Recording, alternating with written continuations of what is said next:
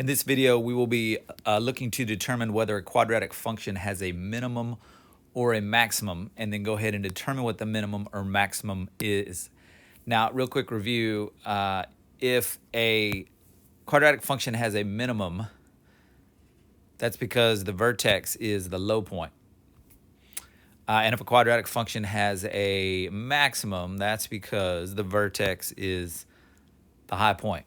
So ultimately, if you are determining the minimum or the maximum, you are looking for the vertex. And more specifically, the y value of the vertex is going to be the minimum or the maximum. So this function here is in vertex form. Remember that the vertex form is a times x minus h squared plus k. And the h and the k determine the vertex.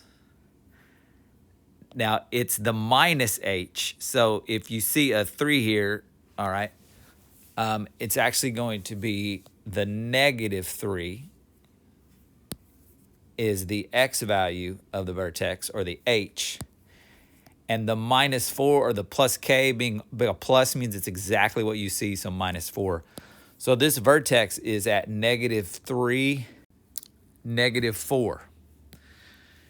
And since this function has a positive 1 as the a value, it's not written, but it's a 1 right here. That means it's going to open up. So that means we have a minimum.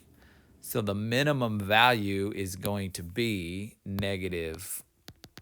The minimum value is going to be the negative 4. That's the y value of the vertex.